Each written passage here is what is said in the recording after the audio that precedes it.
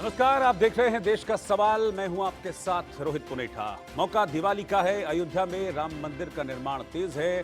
भव्य दिवाली अयोध्या में मनाई जा रही है, तो सियासत में भी राम नाम और हिंदुत्व की जबरदस्त गूंज है।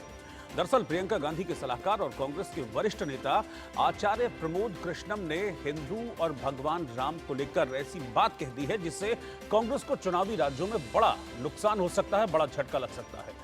आचार्य प्रमोद कृष्णम की माने तो कांग्रेस में कई ऐसे नेता हैं जो राम और हिंदू विरोधी हैं। अब सवाल यह है कि कांग्रेस हिंदुत्व के मुद्दे पर बीजेपी को घेरने की कोशिश तो भरपूर कर रही है। प्रियंका गांधी, राहुल गांधी मंदिर मंदिर घूम रहे हैं। अभी राहुल गांधी केदारनाथ धाम होकर आए। मल्लिकार्जुन खड़गे हिंदुत्व पर बीजेपी से सवाल कर रहे हैं, क्योंकि हिंदुत्व की राह पर चलकर बीजेपी को 2014 और 2019 में बड़ी और बम्पर जीत मिली है और इसी राह को कांग्रेस रोकने में नाकाम रही है। तो क्या माना जाए, जिस तरह से बयानबाजियां हो रही हैं वो सिर्फ चुनावी राज्यों के लिए नहीं बल्कि 2024 की तैयारी का ट्रेलर भी है। इन्हीं सब मुद्दों पर हम चर्चा करेंगे और इसको भी हम जानने की कोशिश करेंगे कि आचार्य प्रमोद कृष्णम ने जो बात कही है उस बात का क्या ये मतलब निकाला जाए कि कांग्रेस जो है वो सिर्फ और सिर्फ सॉफ्ट हिंदुत्व का दिखावा करती है। जिस हिंदुत्व की बात करती है कांग्रेस, वो सिर्फ और सिर्फ एक चुनावी फायदे के लिए, पॉलिटिकल माइलेज के लिए करती है। पहले कुछ बयान हम आपको सुनाते हैं, फिर आगे चर्चा की हम शुरुआत करेंगे। जो राम से नफरत करता हो वो हिंदू नहीं हो सकता।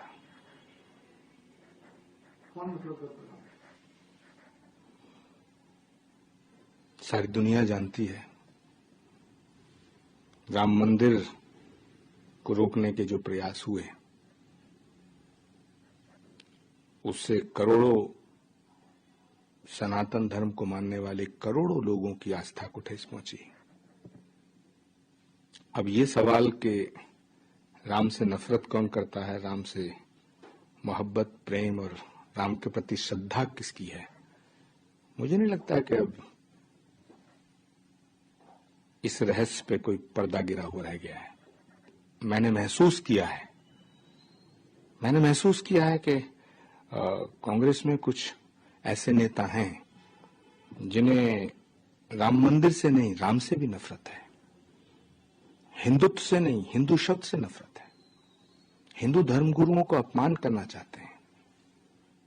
उनको अच्छा नहीं लगता कि कोई हिंदू धर्मगुरु पार्टी में रहे। मधुपुरी सम प्रिय नहीं सोऊ, यह प्रसंग जानहि को यानी अयोध्या से अधिक प्रिय मेरे लिए और कोई नहीं। यह प्रसंग हर कोई नहीं जानता है।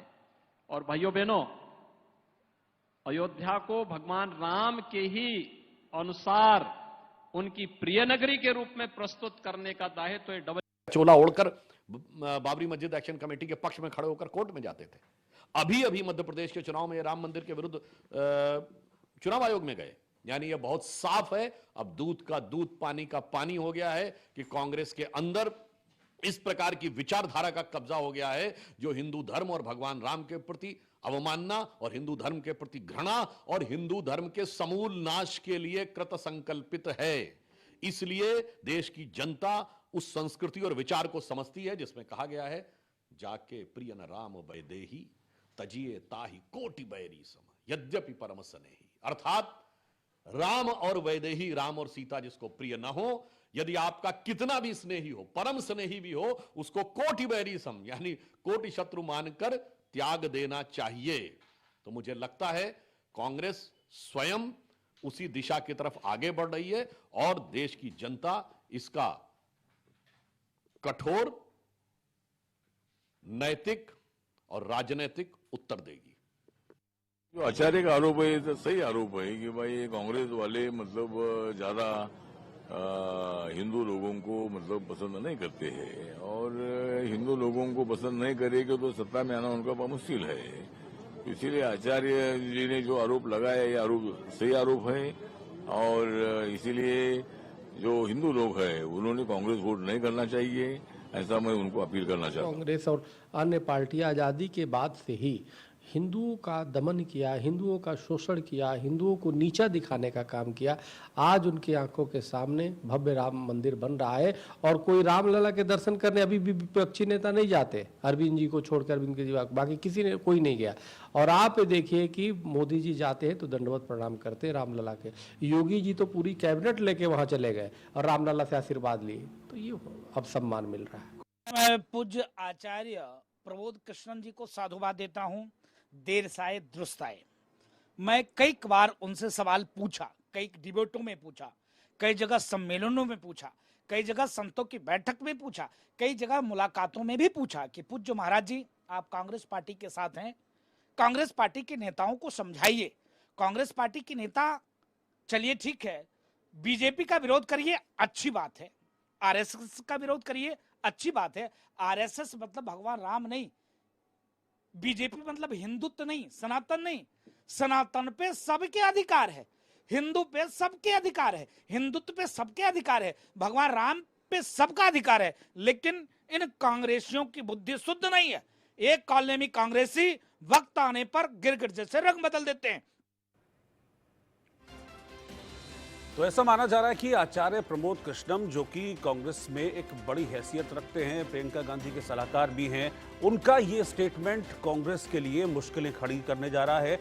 और उनका ये स्टेटमेंट कांग्रेस के सॉफ्ट हिंदुत्व की राह में कांटे भी बिछा सकता है। क्योंकि थोड़ा सा पीछे मैं आपको लेकर चलूं, इससे पहले कि आज की डिबेट के मैं आपको सवाल बताऊं, थोड़ा सा पीछे लेकर जाना चाहूंगा। साल 2014 में जब बीजेपी सत्ता में आई थी, तभी से कांग्रेस सॉफ्ट हिंदुत्व की राह को पकड़े हुए है। इसके पीछे एक रीजन था, इसके पीछे जो वजह थी वो ये थी कि जब 2014 में हार मिली कांग्रेस को, तो ए.के. एंटनी की अध्यक्षता में एक कमेटी बनाई गई और उस कमेटी की फाइंडिंग्स चुनाव में हार को लेकर थी।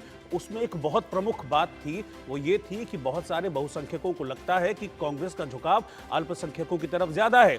और इसी के बाद से हमने देखा है कि कांग्रेस सॉफ्ट हिंदुत्व की राह चल पड़ी है। लेकिन कांग्रेस के नेता का ही ये कहना कि राम को नहीं मानते, राम का विरोध करते हैं, राम मंदिर का विरोध करते हैं, संतों को नहीं मानते, उनको सम्मान नहीं देते, क्या ये कांग्रेस की सॉफ्ट हिंदुत्व की राह में रोड़ा अटकाएगा? 2024 का जो सपना लेकर कांग्रेस आगे बढ़ रही है, अभी 5 राज्यों में विधानसभा चुनाव हैं, इसमें कांग्रेस सॉफ्ट हिंदुत्व के सहारे आगे बढ़ने की जो कोशिश कर रही है, क्या उसको डेंट करेगा? कुछ और सवाल हैं, वो सवाल डिबेट के मैं आपके सामने रखता हूं, फिर डिबेट को हम ओपन करेंगे। क्या 2024 की तैयारी है इसी सॉफ्ट हिंदुत्व के जरिए? और सवाल यह भी है कि क्या 2024 में एक बार फिर से जो चुनाव है वो राम के नाम पर लड़ा जाएगा? आचार्य प्रमोद कृष्णम के बयान से कांग्रेस को नुकसान होगा, और होगा तो कितना नुकसान होगा? क्या बीजेपी ने राम नाम और हिंदू पर कांग्रेस को फंसा रखा है? तुष्टीकरण वाली छवि से कांग्रेस आखिरकार बाहर क्यों नहीं निकल पा रही है? इन तमाम सवालों के जवाब हम जानेंगे। हमारे साथ पूरा पैनल इस वक्त है, पूरे गेस्ट मेरे साथ मौजूद है। मैं सबसे पहले अपने मेहमानों को आपको इंट्रोड्यूस करता हूं, फिर हम चर्चा की शुरुआत करेंगे। मेरे साथ सिद्धार्थ यादव जी हैं, जो कि प्रवक्ता हैं भारतीय जनता पार्टी के, इस वक्त मेरे साथ डिबेट में जुड़ गए हैं। अनूप सांडा जी हैं, प्रवक्ता हैं समाजवादी पार्टी के। पवन सिन्हा जी, हिंदू धर्मगुरु, आपका भी स्वागत है। सैयद जवाद साहब राजनीतिक विश्लेषक हैं, वो भी हमारे साथ इस डिबेट में हैं। और प्रेम कुमार जी, राजनीतिक विश्लेषक, वो भी इस डिबेट में जुड़ गए हैं। आप सभी का बहुत बहुत स्वागत है हमारे साथ। सबसे पहले मैं आपके पास आ रहा हूं। प्रेम जी, आपने सुना जो आचार्य प्रमोद कृष्णम ने कहा है?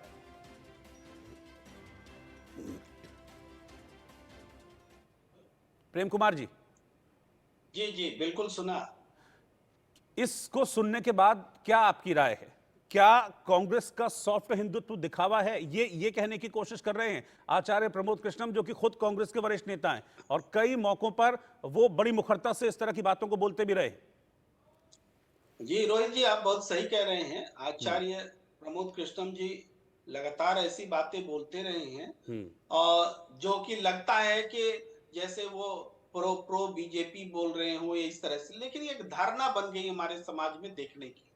आचार्य प्रमोद कृष्णम जो कुछ भी बोल रहे हैं, कांग्रेस आलाकमान को पता है, उनकी सहमति से ही बोल रहे हैं, उनसे अलग हट के थोड़े बोल रहे हैं। तो इसका मतलब है कि जो ये बात बताने की कोशिश हो रही कि आचार्य प्रमोद कृष्णम कांग्रेस के खिलाफ बोल रहे हैं और कांग्रेस के लोग राम विरोधी हैं, या इस तरह का मतलब निकाला जा रहा है। दरअसल नहीं, वो तो साफ बोल रहे हैं। नहीं, मतलब नहीं निकाल रहे हैं सर। हम मतलब कुछ भी नहीं निकाल रहे।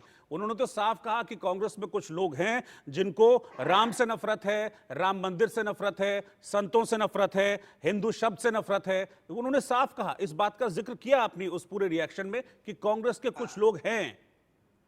बिल्कुल, कुछ लोग हैं बोल रहे हैं ना, कांग्रेस है तो नहीं बोल रहे हैं। ये इस बात को भी तो समझने की जरूरत है। तो कुछ लोग तो कहीं भी हो सकते हैं। ये मैं यहाँ ये कहना चाह रहा हूँ कि प्रमोद कृष्णम जो बोल रहे हैं उससे दरअसल ये पुष्ट होता है कि कांग्रेस जो प्रमोद कृष्णम जैसे निडर और प्रो हिंदू बोलने वाली बात का को संरक्षण दे रही है। ये स्पष्ट होता है। ये नहीं होता है कि वो हिंदुओं के खिलाफ है, या जबकि ये मैं कहना चाहता हूँ, ध्यान दिलाना चाहता हूँ लोगों का। दूसरी बात यह है कि जब कभी भी रामलला के नाम पर कुछ आयोजन हो रहा होता है, तब पूरे देश में इस विमर्श को छेड़ दिया जाता है और चर्चा कर रहे होते हैं, और कांग्रेस को हिंदू विरोधी बोलने के लिए पूरे स्क्रीन का इस्तेमाल होता है देश भर में। ये सच है कि नहीं? नहीं, लेकिन इसी समय होता है। ये किसने कहा? ये अगर ये बात शुरू हुई तो इस बात को किसने शुरू किया? इस बात को कांग्रेस के ही नेता ने शुरू किया। देखिए, किसने शुरू, देश में कांग्रेस इतनी बड़ी पार्टी है, इतने सारे नेता हैं, सब अपनी विचार रखेंगे, उनमें से सेलेक्ट करके एक विचार को लेके पूरे कांग्रेस को हिंदू विरोधी घोषित करना एक परंपरा बन गई, ट्रेडिशन बन गया। राम मंदिर का उद्घाटन होने वाला है, अब 2 महीने का वक्त रह गया है। उससे 2 महीने पहले अगर कांग्रेस के एक सीनियर नेता, ऐसा नहीं मैं कोई हल्का कद नहीं रखते हैं कांग्रेस में आचार्य प्रमोद कृष्णम, आप भी इस बात को जानते हैं, प्रियंका गांधी के वो सलाहकार हैं, वो अगर इस तरह की बात कह रहे हैं तो क्या इसको हल्के में लिया जाए? जान रहे हैं रोहित जी, आप भी इस बात को जान रहे हैं कि प्रमोद कृष्णन अक्सर ऐसी बातें बोलते हैं जिनसे उनको मीडिया अट्रैक्शन मिले, ये भी आप भी जानते हैं। ठीक है, मतलब वो इस कीमत पर भी अपनी बात रख सकते हैं कि वो कांग्रेस को डेंट कर जाए, कोई बात नहीं। नहीं, मैं तो कह रहा हूं कि कांग्रेस को उनकी बातें अच्छी लग रही हैं, तब तो कांग्रेस कुछ उन पर एक्शन नहीं ले रही। ठीक है, मेरे साथ सिद्धार्थ यादव जी भी जुड़ गए हैं बीजेपी से। मैं फिर बाकी सब के पास चलूंगा, एक रिएक्शन में सबसे लूंगा। सिद्धार्थ जी, आपको क्या लग रहा है, आचार्य प्रमोद कृष्णम ने जो बात कही है, क्या आपको लगता है कि जो कांग्रेस लगातार, चाहे मैं राहुल गांधी की बात करूं, चाहे मैं प्रियंका जी की बात करूं, चाहे मैं अभी मल्लिकार्जुन खड़गे साहब की बात करूं, जो कि एक सभा में बिल्कुल दोनों हाथ खोलकर उन्होंने कहा, मल्लिकार्जुन है मेरा नाम, मैं भी हिंदू हूं, मेरे नाम का मतलब शिव है। तो ये जो सॉफ्ट हिंदुत्व की राह पकड़ी हुई है कांग्रेस ने 2014 के बाद से, क्या ये किसी तरीके से अब ये डेंट करेगा प्रमोद कृष्णम का स्टेटमेंट? वो तो कह रहे हैं, कांग्रेस के नेता साफ तौर पर कह रहे हैं। देखिए रोहित जी, सबसे पहली बात तो यह है कि कांग्रेस की मजबूरियां हैं कुछ, और मजबूरियों के कारण ही कांग्रेस को ऐसा करना पड़ता है, क्योंकि डैमेज कंट्रोल तो करना ही पड़ेगा।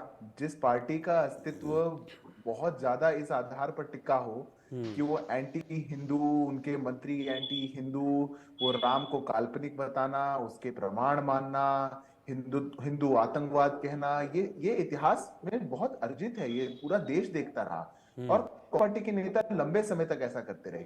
और आज भी विपक्ष में आने के बावजूद भी जब जनता ने बाहर का रास्ता दिखा दिया, तो भी मल्लिकार्जुन खड़गे जी आज डैमेज कंट्रोल कर रहे हैं, पर थोड़े दिन पहले तो उन्हीं का बेटा कह रहा था कि this is as good as the disease, इसमें कोई फर्क नहीं है, कोई गलत बात नहीं है। उनकी सारे पार्टी के नेता उसी में हाँ मिलाते हैं। तो अब कहीं ना कहीं तो डैमेज कंट्रोल करना पड़ेगा। रही बात प्रमोद कृष्णन जी की, तो मैं प्रेम जी की मजबूरी भी समझ रहा था। उनने कहा वो निडर नेता है, कांग्रेस पार्टी को उनकी बातें अच्छी भी लग रही हैं, इसलिए उनको नहीं हटा रहे, मतलब अच्छी बातें ही कर रहे हैं। उन्होंने कहा कि कांग्रेस पार्टी में राम के विरोधी, हिंदू के विरोधी बहुत लोग हैं, सच बात उन्होंने बोली। और अगर सच बात को लेकर के कोई एक्शन उन पर नहीं हो रहा तो ये स्वाभाविक है, ऐसा होना भी नहीं चाहिए। वास्तविकता की बात तो रोहित जी ये है कि इस देश में 2 युग हमने देखे हैं। एक युग पहले था जहां पर देश भ्रष्टाचार में डूबा हुआ था, चारों ओर हताशा थी, ना युवाओं में जोश था, ना लोगों में जोश था, ना इकोनॉमी आगे बढ़ रही थी, ना बिजनेस बूम कर रहा था, और साथ ही हिंदू देव देवताओं को गालियां भी दी जाती थी, राम को काल्पनिक बताया जाता था, कोर्ट में खड़े होकर हलफनामे दिए जाते थे। आज एक ऐसा युग है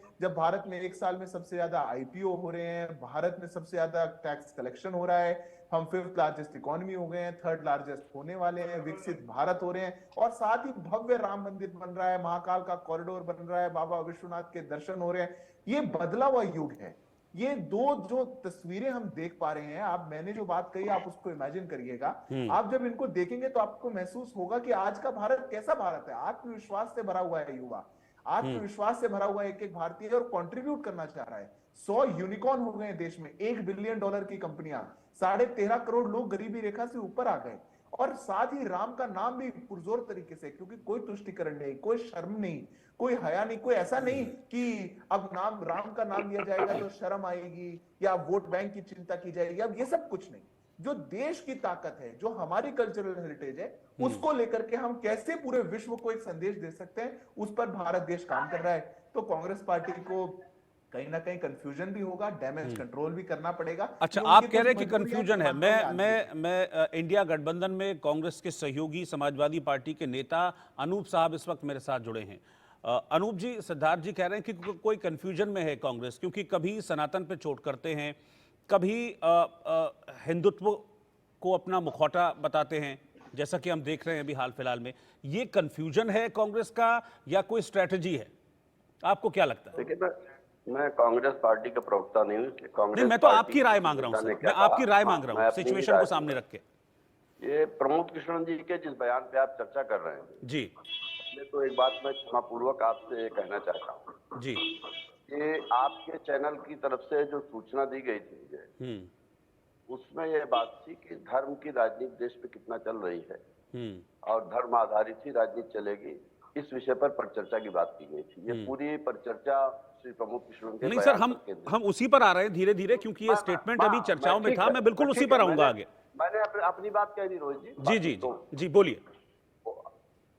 अब इस बात से प्रमोद कृष्णन जी के बयान से एक नई चीज मेरे दिमाग में आई अभी जी।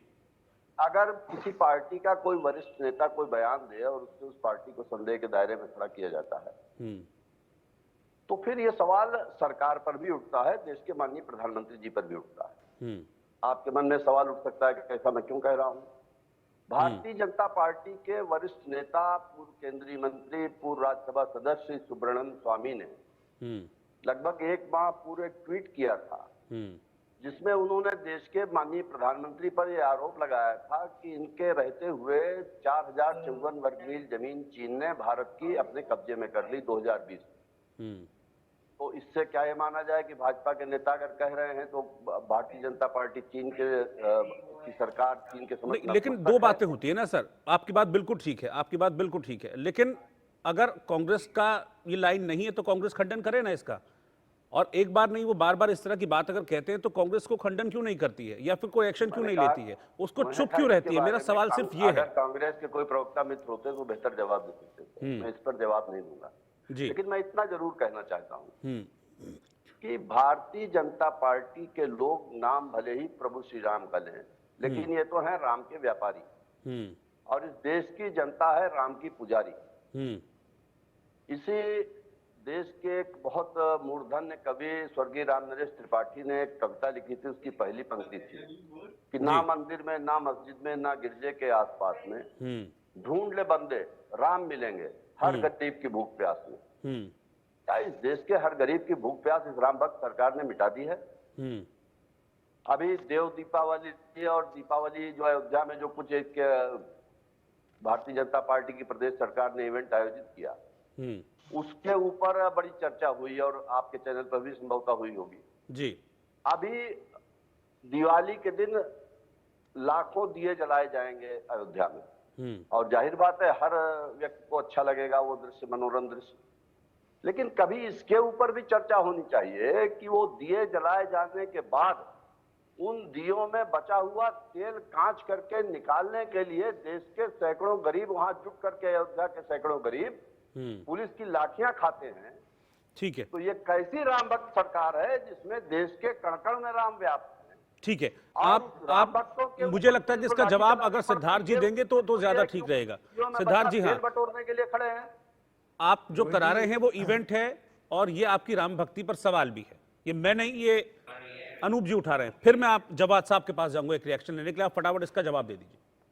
रोहित जी, क्या है ये जो जितनी पार्टियां हैं ना आज विपक्ष में, ये जो पूरा घमंडी अलायंस बना, ये घृणा से इतनी ज्यादा भर चुकी है कि अब जो घृणा है वो भारतीय जनता पार्टी तक सीमित नहीं, वो सभी त्योहारों तक भी आ गई। दिवाली के त्योहार पे, पावन त्योहार पे इतने दीप जलाए गए और वो एक पूरा प्रदेश, पूरा देश मिलकर के उस त्योहार को मना रहा है, उस पर तो बड़ी चिंता जता रहे हैं हमारे समाजवादी पार्टी के। कभी ये भी चिंता जताई होगी किसी दरगाह पे बहुत चादरें पड़ी तो वहां पे चढ़ाई गई थी तो बहुत देश का गरीब बिना ओढ़े सोता है? ये इस प्रकार से होगा क्या? ये घृणा आ गई। पर ये या सिर्फ हिंदू देवी देवताओं या हिंदू त्योहारों पे ही आपका ये मन जागता है? तब आपको वो दिए में बचा हुआ तेल किसी गरीब को मिल जाता, आपको ही ध्यान आ गया। पर किसी घर में मोमबत्ती जल जाती जो चर्च में जलती है, वो आपको कभी ध्यान नहीं आती। किसी दरगाह में कोई चादर चढ़ी होगी, वो कोई गरीब ओढ़ लेता, वो आपको कभी ध्यान नहीं आती। ये घृणा क्यों है, मैं पूछना चाहता हूं। मैंने अपने शुरुआती वक्तव्य में बड़ा डिटेल में बताया था रोहित जी कि कैसे 100 यूनिकॉर्न बने, कैसे देश बूम कर रहा है, कैसे हम विश्व की 13 करोड़ लोग गरीबी रेखा से बाहर आए, कैसे यूपीआई पूरे देश में फैल रहा है, दुनिया में फैल रहा है। उस पर कोई बात नहीं। साथ ही में राम का नाम ले लिया तो उस पर चिढ़ हो गई। अरे 13 करोड़ गरीबों की भी बात कर लेते हैं कि 13 करोड़ लोग गरीबी रेखा से बाहर आए तो बहुत अच्छा काम हुआ। पर चूंकि हमारी सरकार ने विकास के साथ साथ हमारी सांस्कृतिक धरोहर को भी आगे बढ़ाने का काम किया, प्रभु श्री राम का नाम लेकर के भी काम किया, तो इनको बड़ी चिढ़ हो जाती है। ये ऐसी घृणा नहीं रखनी चाहिए, किसी भी धर्म से नहीं रखनी चाहिए। और कोई वोट बैंक, कोई तुष्टिकरण ऐसी नहीं है जो आपको भारत देश के अंदर ऐसी घृणा लाए। ये वोट बैंक से जरा ऊपर उठिए। क्या पता आप जब सत्ता में रहे होते, आपने उन गरीबों के हाथ से जो निवाला छीना जाता था माफियाओं द्वारा, उसको रोक लिया होता तो भी आप सत्ता में बने रहते। पर आपके समय में तो माफिया राज था, परिवार से अलावा आपने कभी सोचा नहीं। और आज हिंदू देवती देवताओं और त्योहारों पर आप घृणा करेंगे। अनूप जी, मैं हाँ ठीक है, मैं अनूप जी आपके पास आ रहा हूं। एक रिएक्शन मुझे बस जवाब साहब से लेने दीजिए क्योंकि वो भी इंतजार कर रहे हैं। एक रिएक्शन में ले लूं, फिर आप इस चीज का मुझे जवाब दीजिएगा। अनूप जी, आप बीजेपी कह रही है कि राम भक्ति के लिए हैं, लेकिन विपक्ष कहता है कि राम जो है वो वोट जुटाने के लिए बीजेपी इस्तेमाल करती है, अब से नहीं तब से।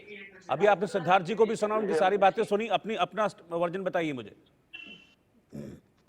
ये सवाल आपका मुझसे है जवाद साहब से? जवाद साहब, अगर आप सुन पा रहे हैं जवाद साहब मुझे। जी रोहित जी, बहुत बहुत शुक्रिया। और मैं चाहता हूं जितनी शालीनता से मैंने सुना है उतना ही वक्त मुझको भी दिया जाए। बिल्कुल सर। देखिए क्या है, अभी भारतीय जनता पार्टी के प्रवक्ता हैं, युवा हैं, बोलते हैं, लेकिन बोलते बोलते कभी ये नहीं होता है कि थोड़ा सा पढ़ लिया करें और अपने नेताओं के पुराने स्टेटमेंट देख लिया करें। इनके ही एक नेता आते हैं हरदोई से, सांसद भी हैं, बड़ी बाहें फैला करके उनका स्वागत कर गया। और पहले समाजवादी पार्टी में थे, उन्होंने एक सदन के अंदर बयान दिया था सिद्धार्थ यादव जी, और उसके बाद किस तरीके से आपने लिया और कैसे उन्होंने देवी देवताओं के बारे में क्या कहा, सदन के अंदर कहा, तब आपको वो अपमान नहीं लगता? और उसके बाद हनुमान जी की जाति किसने बताई, उसके बारे में भी बात कर लीजिए। और उसके बारे में क्या क्या कहा गया, माता सीता के बारे में क्या क्या कहा गया, उसके बारे में भी चर्चा कर लीजिए। देखिए, आप जो है, धर्म जो है वो आस्था का विषय है। चुनाव के अंदर, राजनीति के अंदर जो है इन मुद्दों का इस्तेमाल नहीं करना चाहिए।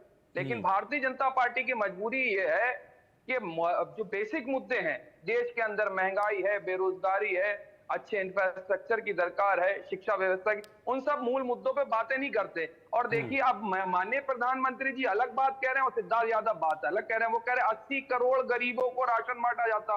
भाई 80 करोड़ गरीब कहाँ है? ये भारत के ही हैं या भारत के बाहर के हैं राशन जिनको मिल रहा है? और कह रहे 13 करोड़ लोगों को गरीबी से ऊपर निकाला। तो भाई आंकड़े ही कॉन्ट्रोडक्टरी है, तो मैं क्या कर लूं? अब भाई व्हाट्सएप यूनिवर्सिटी पे पढ़ने वाले लोग किताबें थोड़ी ना पढ़ेंगे, वो अपने एक सार्वजनिक ज्ञान फैलाएंगे और झूठ फैलाएंगे। समस्या इनके साथ क्या है? अभी हमारे जो है अनूप सांडा साहब ने एक बात कही, भाई सुब्रमण्यम स्वामी से लेकर के, उससे पहले आप देखेंगे यशवंत सिंह, उसके बाद आप देखेंगे जाकर के तमाम भारतीय जनता पार्टी के जो नेता थे, अटल बिहारी वाजपेयी जी की आइडियोलॉजी से आते थे, उनके वो क्या क्या जो है माननीय प्रधानमंत्री जी के बारे में बोले हैं। तो आप मान लें कि सारे जो है विरोध में हैं और माननीय प्रधानमंत्री जी वही हैं जो वो सही कह रहे हैं।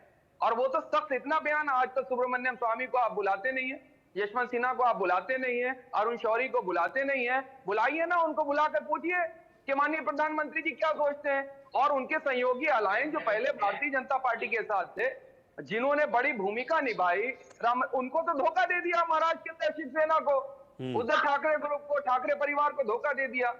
और ये आज बात कर रहे नैतिकता की। और आचार्य प्रमोद कृष्णम अगर किसी बात से एक नाराज है तो उनकी नाराजगी अपनी दूर कर दी जाए, उनसे बात की। लेकिन आप एक बयान को पकड़ के चला, उससे सोच रहे हैं आप चुनाव के अंदर असर पड़ेगा, जीरो असर पड़ने वाला है। आप चाहे लाख कोशिश कर लें, जो इस देश के मूलभूत समस्याएं हैं, मूलभूत मुद्दे हैं, उन्हीं के ऊपर चुनाव हो रहा है। मध्य प्रदेश में आप चाहे जितनी कोशिश कर लीजिए, मध्य प्रदेश में चुनाव अपनी जीत रहे हैं, छत्तीसगढ़ में आप चुनाव नहीं दे रहे हैं, उसके बाद राजस्थान में भी स्थिति नहीं है, और आपके तेलंगाना के अंदर भी भारतीय जनता पार्टी की स्थिति और 2024 में भी आप साहब जो है तस्वीर साफ नहीं नजर आ रही है, इसीलिए आप परेशान हैं। चलिए कर लीजिए बात ना आप, लेकिन आप करना नहीं चाहते हैं। ठीक है, समस्या क्या है? इसका जवाब ले लेते हैं। धर्म का कार्ड खेल करके, वही पुराना कार्ड खेल करके, कार्ड की हांडी बार बार नहीं चढ़ती है सिद्धार्थ यादव जी, वो एक बार चढ़ गई, अब बार बार नहीं चढ़ेगी। सिद्धार्थ जी, आपके ऊपर आरोप है कि इलेक्शन जब भी आता है बीजेपी राम नाम का सहारा ढूंढने लगती है, और अगर मैं अभी मौजूदा प्रचार की में भी देखूं तो कई मर्तबा इस्तेमाल किया है, चाहे वो अमित शाह हो या फिर बीजेपी के बाकी स्टार प्रचारक हों, वो जहां भी जा रहे हैं राम मंदिर का जिक्र जरूर करते हैं। तो क्या ये माना जाए कि फिर से उसी मुद्दे के जरिए आप अगले 2024 की अब तैयारी कर रहे हैं? और ऐसा ही आरोप विपक्ष का भी है। देखिए रोहित जी, सबसे पहले तो सैयद जवाब जी मित्र हैं, बहुत डिबेट करी है मैंने उनसे, बहुत पढ़े लिखे हैं, पर समस्या ये है कि वो एक ही बात पढ़ के रुक गए। पिछली 4-5 डिबेट से जब भी कोई ऐसा विषय आता है वो वही 3 नाम, वही 3 बयान उसने सदन में कहा, 3 चौथा नहीं है उनके पास, 5वां नहीं है, वो 3 ही गिनाते हैं और फिर वो उनका ज्ञान वो पता नहीं वो किताब के आगे नहीं बढ़ पा रहे, वो वहीं पर रुक गए। पर चलिए कोई बात नहीं, हमने गलत किया, हम राम का नाम लेते हैं, गलत करते हैं आपके हिसाब से, आप ले लीजिए। अरे आपको क्या संकोच है, आप बोलिए ना, राम का नाम लेकर के हम चुनाव में जा रहे हैं, जाइए। अरे हमारी तो 400 साल की यात्रा है रोहित जी, हम विकास साथ में करते हैं, सबका साथ सबका विकास का नारा देते हैं, पंक्ति में अंतिम व्यक्ति तक हम लाभ पहुंचाते हैं, अंत्योदय का स्वप्न लेते हैं और साथ में प्रभु श्री राम का नमन करते हैं, स्मरण करते हैं और फिर जनता की सेवा करते हैं। ये हमारा तरीका है। आपको हमारे तरीका से आपत्ति है तो या तो तरीका बदलिए। पर आज कह रहे हैं नहीं नहीं ये भी राम के विरोधी थे, इसने भी राम को ऐसा कहा था, उसने कहा था। अरे हम सच्चे वाले हैं, अरे आप बनिए सच्चा। हम तो 400 साल की यात्रा लेते आ रहे हैं, गोलियां खाई है राम मंदिर बनवाने के लिए। आपने इस देश की सांस्कृतिक धरोहर को खत्म करने का काम किया, यहाँ की धार्मिक आस्थाओं को खत्म करने का काम किया, और आज जब उसकी विजयी होती है तो आ गए बीच में थोड़ा सा घुस गए कि अरे हम थे सच्चे वाले, ये तो कोई जाति पूछता है, ये तो ऐसा करते हैं तो वैसा करते हैं। अरे आप खुल के कह दीजिए आप है सच्चे वाले, हमारी जीत तो उसी में हो जाएगी। 60 सालों में अगर आपको ले आएंगे तो ही बहुत है। यही तो वो आरोप है कि मतलब फिर आप पॉलिटिकल माइलेज के लिए इस्तेमाल करते हैं। वो ये कह रहे हैं कि आप पॉलिटिकल माइलेज के, ठीक है आप कह रहे हैं कि गोलियां खाई और आप संघर्ष किया, वो सब ठीक है, लेकिन पॉलिटिकल माइलेज के लिए इस्तेमाल करते हैं। वो यही तो कह रहे हैं कि पॉलिटिकल माइलेज के लिए बार बार आप राम नाम का इस्तेमाल करते हैं।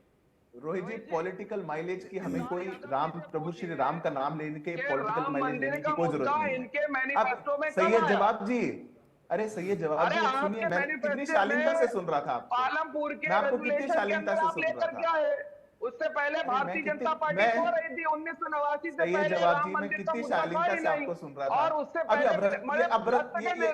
रोहित जी, उससे पहले राम मंदिर का मुद्दा नहीं था। उससे पहले जो है जब आपकी 2 सीटें आ रही थी, जब जनसंघ के जमाने में आपको कोई चुनावी मुद्दा नहीं लगा, तो आपने प्रभु श्री राम जी को चुनावी मुद्दे के अंदर जवाब भी आप अच्छे व्यक्ति हैं, आप मित्र हैं मेरे, मैं आपसे आग्रह कर रहा हूं, आप उद्धरता मत करिए। मैं वैसे 3 लोग विपक्ष में बैठे अकेला हूं, आप 3 लोगों को पकड़ के बैठा हूं, आप सुनिए तो मेरी बात। समस्या क्या है कि आपको जवाब भी आप बीच में बोलते रहेंगे, रोहित जी मैं ऐसे डिबेट नहीं कर पाऊंगा। नहीं देखिए जवाब साहब, जब आप बोल रहे थे तो देखिए आप बोल रहे थे तो सब बात सुन रहे थे, आपको बात कहनी है, उनकी बात पूरी होने के बाद रखिए ना। पॉलिटिकल पार्टी का आपने जब अपनी डिबेट शुरू की थी क्या कहा था कि जैसे मैंने सुना वैसे ही सब मुझे सुने, तो बाकी लोग भी ये एक्सपेक्ट करते हैं कि भाई आप उनकी बात सुन लें फिर उसके बाद अपना कमेंट दें, है ना। आप सिद्धार्थ जी अपनी बात पूरी कर लीजिए, फिर मुझे एक रिएक्शन के लिए हमारे साथ पवन सिन्हा जी भी जुड़ गए, धर्मगुरु, उनके पास भी मुझे जाना है। आप अपनी बात फटाफट पूरी कर लीजिए सिद्धार्थ यादव जी। मैं रोहित जी आप अवसर दीजिए, 3:1 पैनल में बैठा हूं और बहुत शालीनता से सुन रहा हूं, आप मेरे को प्लीज अवसर दीजिएगा, कोई और इंटरप्ट करता है उनसे मैं आग्रह करूंगा। ये तो हुई राम की बात, हमें राम का नाम लेने के पॉलिटिकल माइलेज नहीं लेनी, प्रभु श्री राम का आशीर्वाद हमारे साथ है, वो हमारी नैया पार कराएगा। इनके साथ होता तो इनकी भी हो जाती, पर इनके कृत्य ऐसे थे कि नहीं हो पाया। हम काम किस पे करते हैं? 34 लाख करोड़ की कैपिटल एक्सपेंडिचर हुआ है पिछले 9 सालों में, 60 साल के इतिहास में नहीं कर पाए।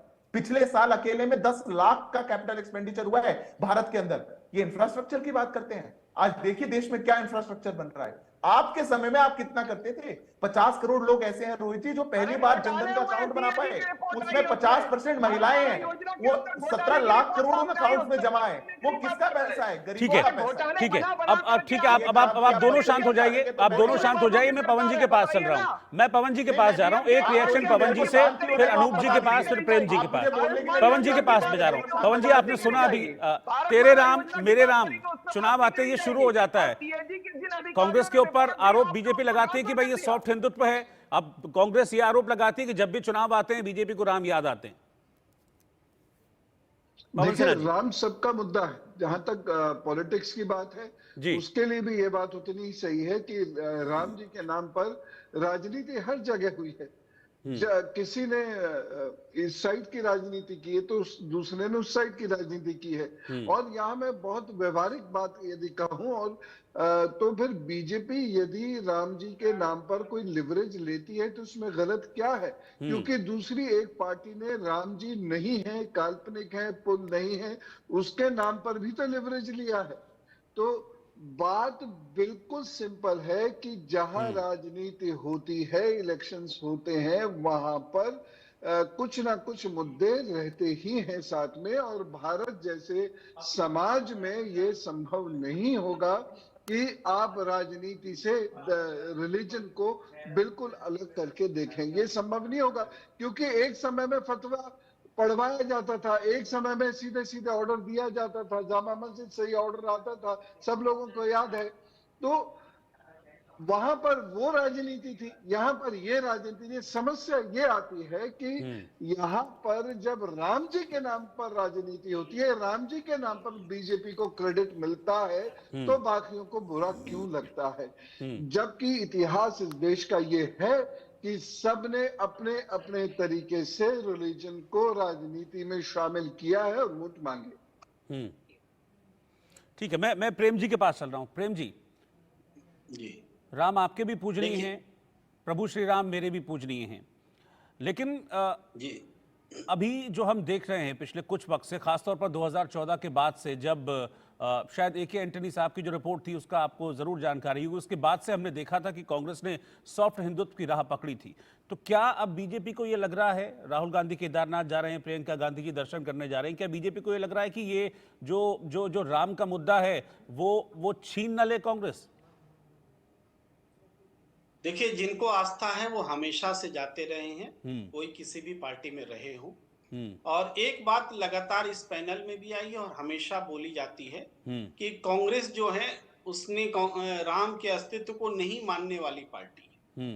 अगर इसका संबंध केंद्र सरकार के हलफनामे से है, तो वही हलफनामा मैं जिक्र करना चाहूंगा और बताना चाहूंगा। कुछ समय पहले राज्यसभा सांसद कार्तिकेय शर्मा जी ने पूछा था सवाल, क्या सरकार हमारे गौरवशाली प्राचीन इतिहास को लेकर कोई साइंटिफिक रिसर्च कर रही है? क्योंकि पिछली सरकारों ने लगातार इस मुद्दे को तवज्जो नहीं दी। इसके जवाब में जो जितेंद्र सिंह जी ने कहा था, केंद्रीय मंत्री, उसको हम सुनाते हैं, आंसर मिल जाएगा। राम सेतु को लेकर हमारी कुछ सीमाएं हैं, क्योंकि ये करीब 18,000 साल पहले का इतिहास है। जिस पुल की बात हो रही है वो करीब 56 किलोमीटर लंबा था।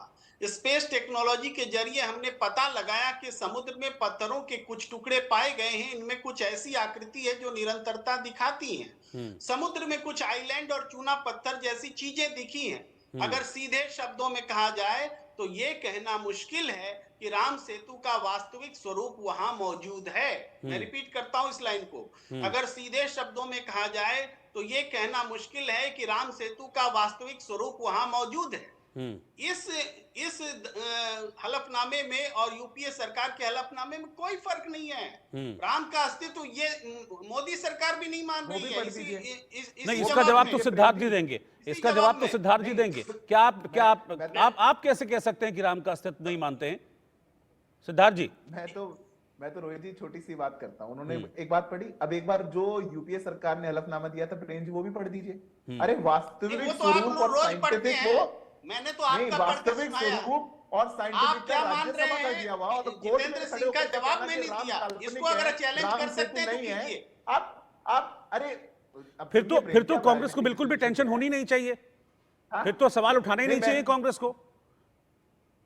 देखिए, मैं कहता हूं कि ये बार बार करना, केंद्र सरकार का एक स्टैंड है, साइंटिफिक रिसर्च के आधार पर है। वही यूपीए सरकार का था, वही एनडीए सरकार का है। लेकिन यूपीए सरकार पर चश्मा कर दिया जाता है कि वो राम विरोधी है, राम के अस्तित्व को नहीं मानती है। और ऐसा करने वालों में पवन जी भी होते हैं, जिनकी एक हिंदुओं के बीच में एक सम्मान है।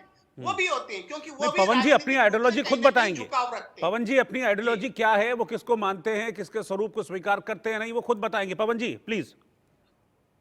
देखिए, मैंने जो बात कही है वो किसी पार्टी के विरुद्ध बात नहीं है। मैं केवल एक बात कह रहा हूं कि एक पार्टी थी ऐसी जिसने ये भी हलफनामा कोर्ट में दिया था कि पुल का कोई अस्तित्व नहीं है, राम सेतु का अस्तित्व नहीं है, और बहुत सारे पॉलिटिकल हलकों में ये बात बड़ी स्पष्ट होती थी जिसमें ये कहा जाता था कि राम जी एक काल्पनिक चरित्र है और यह एक महाकाव्य है, इससे ज्यादा ये कुछ नहीं है। धीरे धीरे जनमानस ने इसे अस्वीकार करना शुरू कर दिया।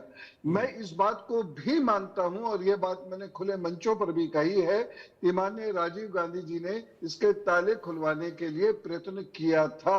नरसिंह राव जी ने अपनी भूमिका इसमें अदा की थी और एक समय ऐसा था जब सब लोगों ने मिलकर राम मंदिर को स्थापित करने में प्रयत्न किए थे। उसी समय में कुछ लोगों ने गोली भी चलवाई थी और गोली चली भी थी। अगर उसे प्रशासनिक मुद्दा भी मान लेते हैं तो ठीक है, वो प्रशासनिक मुद्दा ही सही, लेकिन कार सेवकों को किसी अन्य तरीके से भी रोका जा सकता था, उनको जेल में डाला जा सकता था, बहुत सारी धाराएं, लेकिन फिर भी गोली चलाई गई और उनको हे दृष्टि से देखा जाता था। अगर ये बात आप टीवी के साथ साथ लोगों में भी पहुंचकर पता करना शुरू करेंगे तो लोग आपको ये बताएंगे कि बहुत सारे राजनीतिक दल ऐसे थे जिसमें राम जी की बात करना ही मुश्किल था।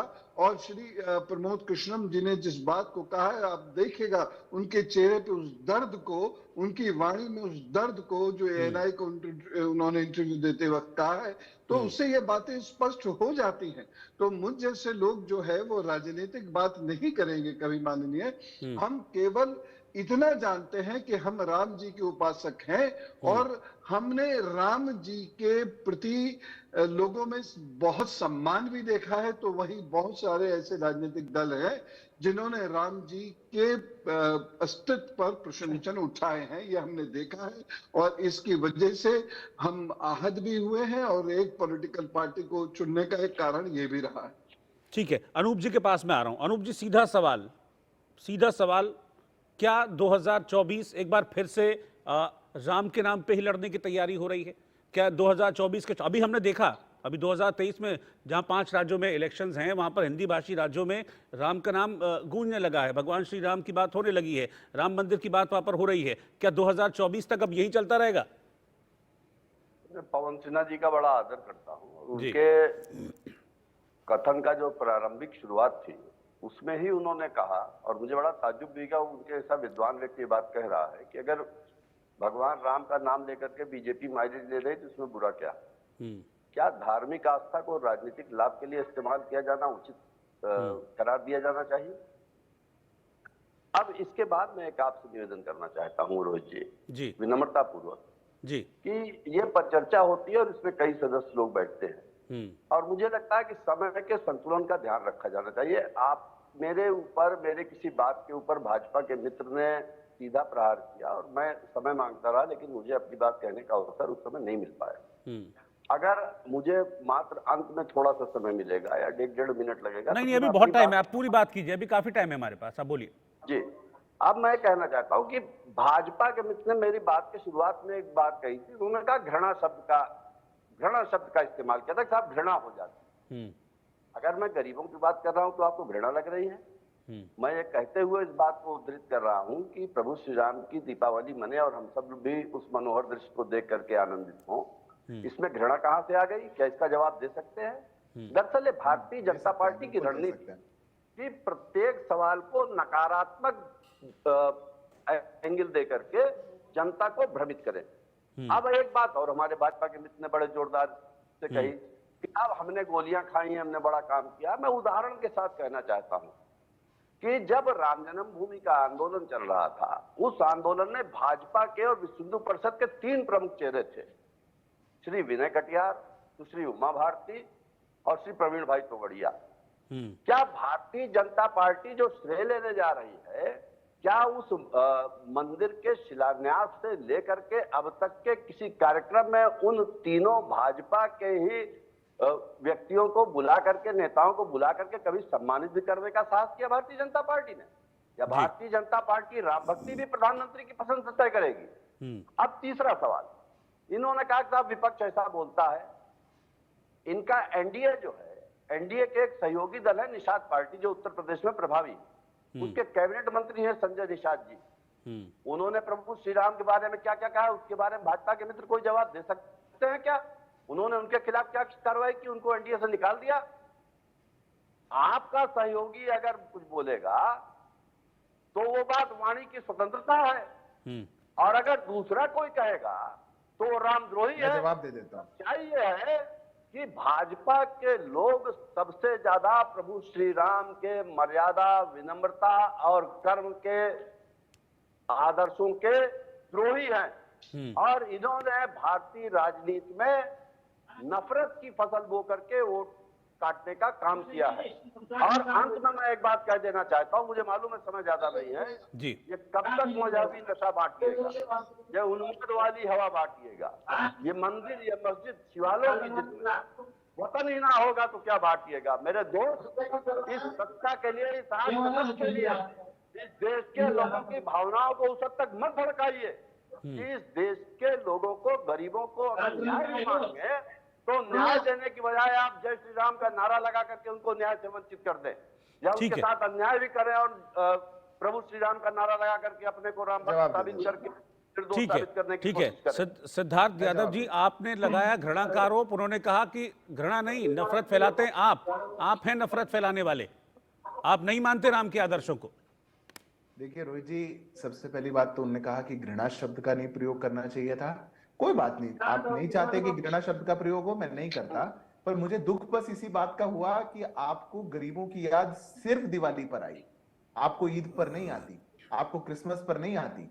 मेरे को उस बात से थी, अगर आप सिर्फ दिवाली पे वो दिए में बचा हुआ तेल वो लाखों गरीबों को मिल जाता, अगर आप ऐसी बात करेंगे तो मेरे को कहना पड़ेगा कि आपको घृणा है दिवाली से, क्योंकि गरीबों की चिंता हम तो 9 साल से कर रहे हैं, सालों साल करते हैं, आपने कभी नहीं करी। आप जब सत्ता में रहे तो कैसा माफिया राज था, गरीब की क्या स्थिति थी, कैसे उसके हाथ से नवाला छीन के कोई ले जाता था, मैं इस पे कुछ कहना चाहता हूं रोहित जी, न्याय की कोई स्थिति नहीं थी, उस पर आपने बात नहीं करी। मैं अपनी बात पूरी कर लेता हूं। आपने दूसरी बात कही, आपने कहा कि इनके साथ के सहयोगी दल के नेता हैं, उन्होंने ऐसा कहा। मेरी पहली बात तो मेरे को खुशी है, आप अपने आप को राम भक्त बता रहे हैं, समाजवादी पार्टी, अरे हमारी जीत इसी में है, आप बताइए, बहुत अच्छी बात है। हमारी यात्रा इतनी लंबे, इतने सालों की इसीलिए रही कि आप जैसी पार्टियां भी सामने आए और कहे हम भी राम भक्त हैं। पर जब एक बात तो आपको माननी पड़ेगी, जिस पार्टी में स्वामी प्रसाद मौर्य जी जैसे नेता आज, ठीक है सिद्धार्थ जी माफी के साथ रोकना चाहूंगा, एक कमेंट में यहाँ पर सैयद जवाद साहब का ले लूं। हो सकता है शायद मुझे अयोध्या इस वक्त जाना पड़े अब से कुछ देर में, क्योंकि वहां पर भी दीपोत्सव की तैयारियां हो रही हैं, तो उससे पहले मैं एक कमेंट सैयद जवाद साहब का ले रहा हूं। जवाद साहब। सिद्धार्थ यादव जी, आपको और सभी भारतवासियों को दीपावली की बहुत बहुत शुभकामनाएं मेरी तरफ से भी। और आपको बताता हूँ, जब आप स्वागत कर रहे हैं इसका भी करिए, इस चीज का भी करिए कि राहुल गांधी साहब जब मंदिर जाते हैं तो वो भारतीय जनता पार्टी या किसी से नहीं जाते हैं। जब वो अपने आप को शिव भक्त कहते हैं तो सबसे ज्यादा पेट में दर्द भारतीय जनता पार्टी का होता है। जब सोनिया गांधी जी या फिर गांधी जी, आप भी शिव भक्त हैं, सुनिए अब आप क्या, नहीं, आपको अगर समस्या होती तो प्रियंका गांधी जी के मंदिर जाने का भी स्वागत करिए। कहिए कि राहुल गांधी मंदिर जाते हैं, स्वागत कर रहे हैं, हम आपको राम भक्त शिव भक्त मान रहे हैं। आप भी अपने जो भारतीय जनता पार्टी की आइडियोलॉजी है वो धर्म के प्रति सेलेक्टिव है, वो धर्म के प्रति सेलेक्टिव है। जब राहुल गांधी साहब जाते हैं, और आप बताइए अभी, अरे रुक तो जाइए सिद्धार्थ यादव जी, मैं आपसे कह रहा हूँ, अभी देखिए कमलनाथ जी ने कितना बड़ा हनुमान जी का मंदिर बनवाया, तो स्वागत करना चाहिए भारतीय जनता पार्टी को। मैं मानता हूँ। आप देखिए दिग्विजय सिंह ने कितना जो है सनातन धर्म का प्रचार प्रसार करने के लिए कितने तमाम संतों के साथ घूमे, और वो आपको याद हो कि नर्मदा जो है उसकी कितनी परिक्रमा करी थी, तो आपको स्वागत करना चाहिए। मैं जानता हूं कि आप भी सनातन के मार्ग पे चलने की बात करना चाहिए, लेकिन जो झूठा प्रोपेगेंडा है, जो राजनीतिक राम जी का इस्तेमाल करते हैं, जो खास तौर से सत्ता पाने के लिए करते हैं, उससे सभी को दूर रहना चाहिए। हम तो आपसे फिर कहते हैं, आपको देश के अंदर गरीबों के मुद्दे जो हैं वो पुराने टेप रिकॉर्डर रखते हैं, तो हम तो ये टेप रिकॉर्डर बचाते रहेंगे। हम ये पूछते रहेंगे कि 45 साल की भयंकर बेरोजगारी के लिए जिम्मेदार आज भी माननीय प्रधानमंत्री जी को ही मानता हूं। गरीबों की आय या किसानों की आय दोगुनी करने की बात कही गई थी 2022 तक, आज तक नहीं हो पाई। उसके लिए मैं दोषी माननीय प्रधानमंत्री जी को मानता हूं। आप चाहे मुझको 3 करोड़ लोगों के सर पे पहली बार छत आई, 10 करोड़ लोगों को ठीक है, ठीक है। यहाँ पर भगवान श्री राम के नाम पर मैंने देखा कि तू मैं आपस में हो रही है, लेकिन अयोध्या में इस वक्त पूरे भक्ति भाव के साथ लाखों दिए, 24,60,000 दिए जलाने की तैयारी पूरी हो चुकी है। आप सभी मेरे साथ जुड़े, आप सभी का बहुत बहुत शुक्रिया।